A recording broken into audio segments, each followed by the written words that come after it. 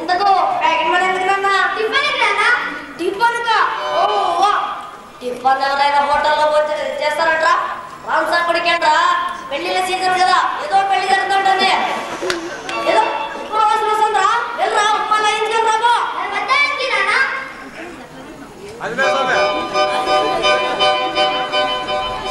Election కదా, meeting జరుగుతుంటాయి. కొట్టాలి జరుగుతుంటారా? అక్కడికి వెళ్ళు. వచ్చేటప్పుడు అకౌంట్ 4-5 కొట్టాలి కొట్టరా.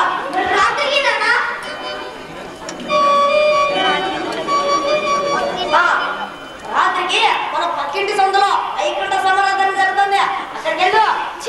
అందుకే నేను పుట్టి పెరిగి 15 సంవత్సరాలు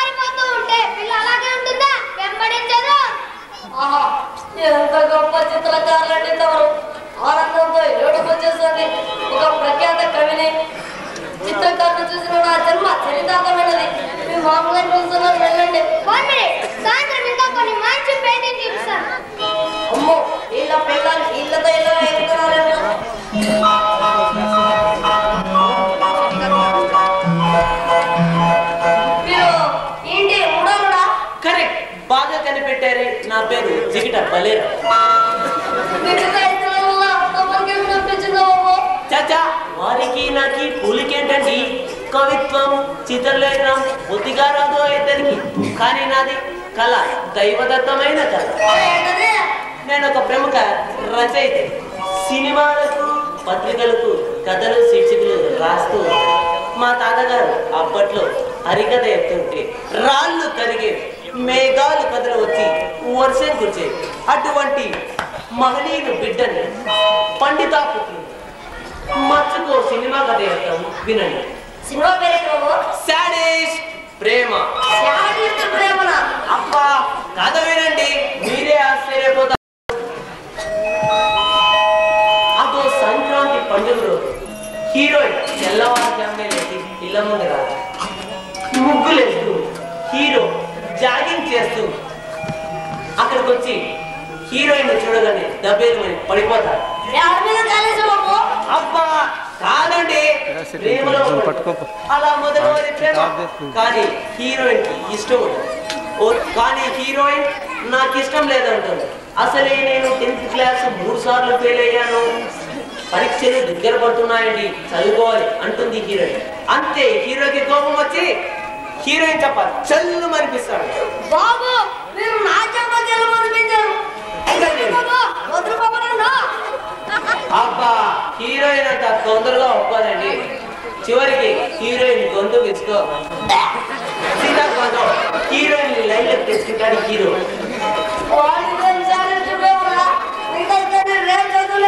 పోనీ నేను పత్రికలు పంపి ఓ చిన్న శీర్షిక వేస్తాను వినండి విజ్ఞానవంతుడైన శీర్షిక అమ్మో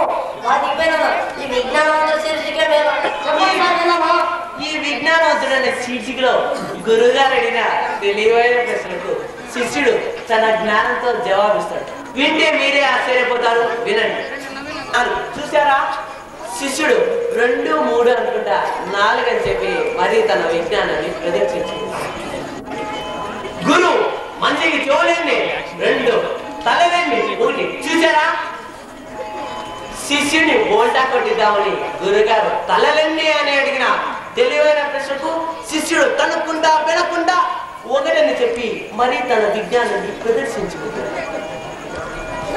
గురువు మంచికి చేతులేండి 2 చెవులేండి 2 నోళ్ళేండి 1 చూసారా గురుగారు నోళ్ళేండి అని అడిగిన తెలివైన ప్రశ్నకు శిష్యుడు 1ని గంట బలాయించి మరి తన విజ్ఞానాన్ని ప్రదర్శించుకుంటాడు అది కవి చమత్కారం ముందరకమ్మా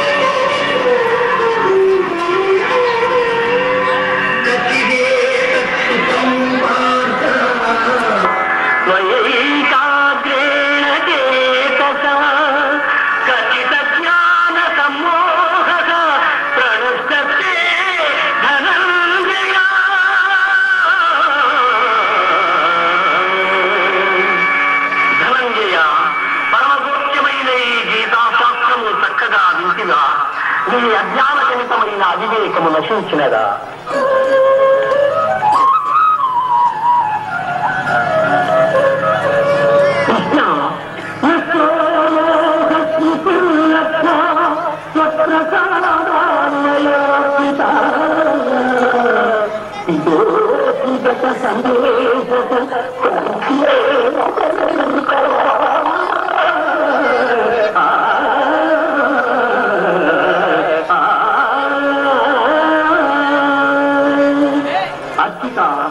నా అవివేకము నీ దైవలను తొలగలేదు నాకు సుజ్ఞానము లభించినది నాకు సందేహములన్నీ తొలగలేదు నీ ఆజ్ఞను తెలుపావచించదు